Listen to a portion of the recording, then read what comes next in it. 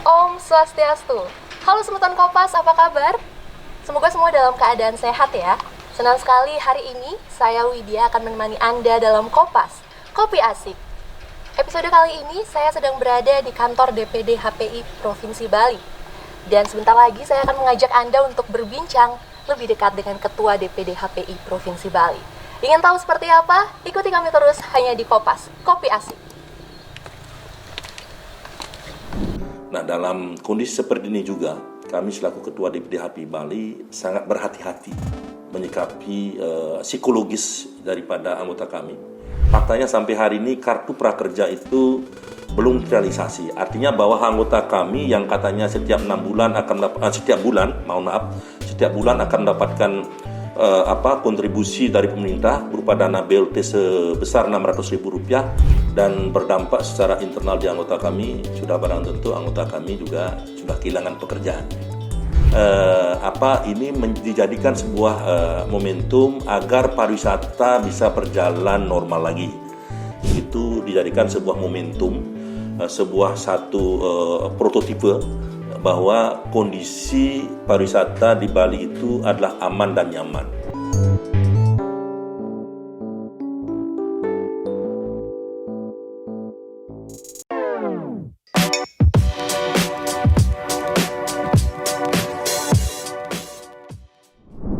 Baik, seperti yang kita ketahui bersama bahwa COVID-19 sudah berdampak hampir di seluruh sektor kehidupan di masyarakat. Utamanya adalah sektor pariwisata. Para pelaku pariwisata sebagian besar kehilangan pekerjaan yang artinya penghasilan mereka juga terhenti. Nah, untuk membahas lebih lanjut terkait dengan kondisi pelaku pariwisata di Provinsi Bali, di sebelah saya sudah ada Bapak Inyoman Nuwarto SH selaku Ketua DPD HPI Provinsi Bali. Om Swastiastu, Bapak. Om Swastiastu, Ge. Apa kabarnya hari Baik. ini? Bagaimana Pak kesibukannya selama masa pandemi? Kesibukan saya selaku Ketua DPD HPI Bali sejak pandemi ini luar biasa. Jadi banyak hal yang kita pikirkan terkait dengan dampak pandemi kepada anggota kami yang jumlahnya kurang lebih hampir 6.000 anggota. Yang mana akhir-akhir ini anggota kami sudah kehilangan mata pencahariannya, penghasilan semuanya. Sampai-sampai sebagian besar anggota kami sudah kembali ke kampung halamannya. Nah, untuk itu kami memikirkan banyak hal. Bagaimana caranya agar anggota kami minimal ada kontribusi bantuan kepada anggota yang jumlahnya hampir 6.000. Nah, dalam kondisi seperti ini juga, kami selaku Ketua DPD HPI Bali sangat berhati-hati menyikapi psikologis daripada anggota kami. Karena sensitivitas anggota kami sangat rentan terhadap situasi dan kondisi, sehingga menjadikan saya sebagai Ketua DPD HPI Bali sudah barang tentu setiap program-program yang kita akan sampaikan betul-betul terukur, ya, biar tidak menimbulkan tafsir-tafsir lain. Kadang-kadang ada bantuan katanya dari pemerintah, ketika disampaikan sama anggota ternyata bantuan itu tidak bisa direalisasikan. Artinya bahwa kadang-kala anggota kita menjadi a priori kepada pengurusnya. Makanya saya selaku Ketua DPD HPI Bali agak bersabar ya untuk meminit anggota kami dalam kondisi seperti ini, gitu ya. Baik, luar biasa sekali Bapak ya. Ya. Tentunya banyak perbedaan antara sebelum pandemi dan juga setelah pandemi untuk kesibukannya ya. Kemudian selanjutnya untuk Bapak sendiri bagaimana melihat kondisi dari tour guide ataupun anggota dari HPI Provinsi Bali itu sendiri? Kalau melihat anggota kami setelah pandemi ini, tadi kami sudah sampaikan bahwa perbedaannya sangat banyak sekali. Pertama, sudah barang tentu dari sisi pendapatan, ya sudah barang tentu menurun karena penghasilan sama sekali tidak ada, pekerjaan sudah tidak ada. Karena jujur kita ketahui bahwa DPD HPI Bali yang tugasnya adalah sebagai pemandu wisata ini itu berbeda dengan para pekerja yang bekerja di hotel, di restoran, di spa, sangat berbeda sekali. Karena kita tidak mengandut sistem yang namanya PHK, tidak mengandut yang namanya sistem gaji. Secara umum anggota kami hampir 97% adalah freelancer guide. Dia tidak mendapatkan upah, dia tidak mendapatkan gaji, ketika dia bekerja baru mendapatkan sesuatu. Makanya dari bulan Februari, Maret itu sudah anggota kami kehilangan pekerjaan total. Makanya pendapatan pun nihil. Tidak ada yang namanya dibayar gaji setengah seperti pekerja hotel. Makanya itu yang menjadikan anggota kami betul-betul nihil dari sisi pendapatan. Baik, tentunya tour guide ini merupakan salah satu pihak yang berdampak sangat besar terhadap COVID-19 ini. Nah, untuk bentuk perhatian ataupun kepedulian dari HPI Bali sendiri kepada tour guide yang berdampak COVID itu seperti apa? Kita di DPD HPI Bali sejak pandemi ini membuat dua kebijakan. Jadi kebijakan yang sifatnya ke dalam dan kebijakan yang sifatnya eksternal. Jadi ke dalam kita baru bisa memberikan kemudahan seperti memberikan diskon 50% untuk iuran kepada anggota. Ya, yang kedua adalah secara eksternal kita sudah melakukan pendekatan, ini sudah berjalan. Artinya kita Astungkare pihak Kementerian Pariwisata kita bersama GIPI bekerja mendorong untuk agar bantuan sembako itu bisa direalisasikan. Jadi faktanya sembako dari kementerian sudah berjalan sampai tahap keempat. Jadi hampir 75% anggota kami sudah mendapatkan sembako. Tetapi yang sangat prihatin adalah kaitan dengan kartu prakerja.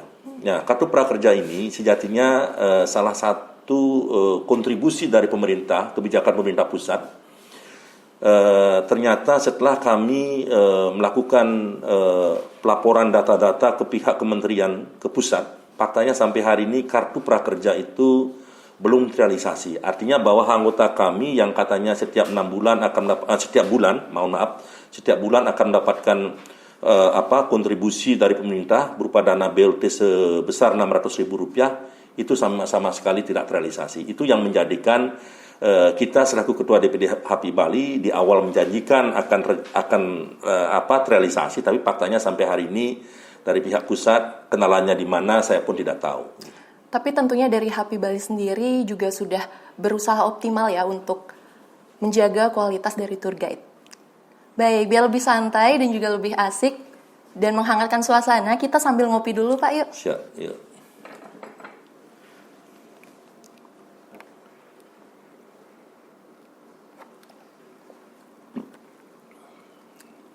Gimana Bapak melihat kondisi pandemi saat ini terhadap dampaknya pada sektor pariwisata di Provinsi Bali? Kalau bicara dampak secara makro, secara umum itu dampaknya luar biasa. Artinya dampak yang sudah kita lihat bersama-sama adalah pariwisata itu tidak berjalan alias stuck ya. Dan berdampak secara internal di anggota kami, sudah barang tentu anggota kami juga sudah kehilangan pekerjaan. Gitu. Baik, jadi banyak sekali dampak yang terjadi ya. Banyak terutama sekali. Untuk tour guide sendiri. Betul, tour guide luar biasa dampaknya. Baik, untuk itu kita kan juga tahu bersama nih Pak. Ya. Kita sudah menerapkan new normal, khususnya di Provinsi Bali per tanggal 9 Juli 2020. Betul. Di mana objek wisata, diantaranya itu tempat wisata, restoran, dan hotel-hotel mulai dibuka dan beroperasi kembali setelah sempat ditutup sementara waktu. Betul. Nah, tanggapan Bapak bagaimana perihal penerapan new normal di Provinsi Bali? Jadi saya selaku Ketua DPD HPI Bali sangat bersyukur sekali. Apa yang saya dorong dari dulu, ya. Jadi dari sebulan yang lalu kita mencoba menyampaikan keluh kesah kami terkait dengan persoalan implikasi pandemi terkait dengan pembukaan new normal itu. Karena saya berpikiran kemarin, tidak ada jaminan yang namanya ketika new normal ini buka, pandemi itu akan banyak. Atau sebaliknya, ketika new normal ini tidak dibuka, pandeminya akan turun. Tidak ada jaminan soalnya seperti itu, makanya kami selaku stakeholder DPD HPI Bali mendorong pemerintah agar new normal ini harus dibuka dengan klasterisasi, dengan tahapan-tahapan. Jadi yang mana bisa dibuka, yang mana belum bisa dibuka. Tetapi faktanya Astungkare apa yang menjadi pemikiran saya pada tanggal 9 Juli kemarin itu sudah dibuka. Artinya ini merupakan momentum ya buat kita selaku masyarakat Bali, tidak hanya teman-teman kita yang bekerja di stakeholder pariwisata saja, seluruh masyarakat Bali ini dijadikan sebuah momentum agar pariwisata bisa berjalan normal lagi. Jadi jujur kita ketahui bersama bahwa lokomotif kontribusi atau penghasilan Provinsi Bali itu tidak bisa dilepaskan oleh pariwisata masalahnya. Kalau pariwisata ini tidak jalan, sudah barang tentu keseluruhan sektor yang lainnya juga akan berpengaruh. Gitu. Baik, semoga dengan penerapan new normal ini secara bertahap, pariwisata Bali bisa segera pulih. Betul. Dan kembali normal ya. Betul, itu yang sangat kita idam-idamkan sebenarnya. Nah, untuk persiapannya sendiri dari HP Bali terkait dengan mengadaptasi ataupun menyesuaikan dengan kondisi new normal di Provinsi Bali ini. Terkait dengan persoalan kesiapan, sejatinya sering kita sampaikan anggota kami sudah siap sekali. Sangat siap sekali karena anggota kami itu kan sudah paham betul. Karena ada 3 hal sebenarnya yang paling substansi yang harus dipahami oleh teman-teman kita yang akan bekerja nantinya. Pertama, kaitan dengan bagaimana ketika memandu harus menggunakan masker. Yang kedua, bagaimana menggunakan hand sanitizer, cuci tangan. Yang ketiga adalah jaga jarak. Artinya itu adalah merupakan sebuah modal dasar yang harus dipahami oleh anggota kami. Di samping juga kita sudah punya protokol kesehatan. Jadi karena tugas daripada seorang guide itu adalah tugasnya memandu, memberikan informasi, segala upaya, segala pedoman tentang protokol kesehatan itu sudah dipegang oleh anggota kami yang ada di lapangan. Baik, jadi kuncinya adalah dengan menerapkan ataupun menjalankan protokol kesehatan yang sudah ditentukan, betul. Pak ya. Nah, prediksi Bapak nih kira-kira kapan pariwisata di Provinsi Bali akan segera pulih? Saya sangat optimis ya, sangat optimis. Jadi kemarin kalau kita mau sandingkan cara berpikir saya dengan kebijakan Pak Gubernur, itu ada kemiripan. Memang untuk jangka pendek ini sasaran kita adalah sasaran untuk lokal wisatawan atau masyarakat Bali dan ekspatriat yang ada di Bali bisa berkunjung. Itu dijadikan sebuah momentum, sebuah satu prototipe bahwa kondisi pariwisata di Bali itu adalah aman dan nyaman. Nah, baru nanti ketika ini sudah bagus, berjalan baik, baru kita bicara persoalan sasaran market selanjutnya. Sasaran market selanjutnya adalah kita pastikan pertama pasti wisatawan Nusantara atau domestik. Itu pun harus diklasterisasi. Karena kita melihat tahu bersama bahwa di luar Bali itu masih banyak pandemi ya, yang semakin meningkat khususnya di Jawa Timur, Jakarta, Jawa Barat, Jawa Tengah. Makanya 5 atau 4 daerah yang potensi pandeminya tinggi tidak menjadi sasaran market dia. Jadi yang menjadi sasaran market adalah marketing untuk kita ajak mereka atau endorse kita untuk ajak ke Bali adalah daerah-daerah yang potensi pandeminya sangat rendah atau landai gitu. Baik, seperti Bapak bilang tadi, kan kita punya wisatawan lokal, domestik, dan juga mancanegara, di mana pada bulan Juli ini, objek wisata di Provinsi Bali baru dibuka untuk lokal, ya Pak ya. Kemudian di bulan Agustus, kemudian dilanjutkan dengan domestik, dan September adalah mancanegara. Nah, ada nggak sih upaya-upaya yang dilakukan dari HP Bali untuk menjaga dan meningkatkan kualitas dari tour guide sebelum kedatangan wisatawan dari mancanegara pada khususnya? Kaitan dengan persoalan peningkatan kualitas sumber daya di bidang kepemanduan. Jadi kita di DPD HP Bali setiap tahun itu kan ada namanya upgrading, peningkatan edukasi persoalan budaya Bali. Itu sudah berjalan. Dan saya yakin dan percaya anggota kami masih punya kemampuan sangat mahir, punya talenta untuk memberikan informasi di bidang kepemanduan itu khususnya tentang budaya. Tetapi di Bali itu semua sebenarnya kalau kita kepingin mendatangkan wisatawan untuk jangka pendek ini, karena ketika kita menguji protokol kesehatan yang diterapkan sama pemerintah itu kan ada bolong-bolongnya, ada sedikit masalah terkait dengan mahalnya rapid test yang harus dibayarkan oleh penumpang. Yang kedua adalah masalah flight. Makanya DPD HP Bali dalam sembari protokol kesehatan new normal ini berjalan, saya harapkan pemerintah harus mengevaluasi besaran biaya rapid test yang akan dikeluarkan agar tidak menjadi beban buat penumpang. Kalau itu menjadi beban bagi penumpang, itu artinya bahwa tidak menutup kemungkinan sasaran market kita akan tidak berjalan efektif. Ya, makanya itu menjadi bahan evaluasi. Jadi sembari berjalan nanti mudah-mudahan pemerintah mengevaluasi di mana-mana yang akan menjadikan protokol kesehatan ini atau efektivitas protokol kesehatan ini tidak bisa berjalan. Makanya di sana ruang pemerintah untuk mengevaluasi. Baik, tentunya masih perlu evaluasi dan optimalisasi ya untuk Betul. berjalannya protokol kesehatan Betul, yang betul. baik dan sesuai. Betul. Baik, selanjutnya untuk harapannya Bapak nih.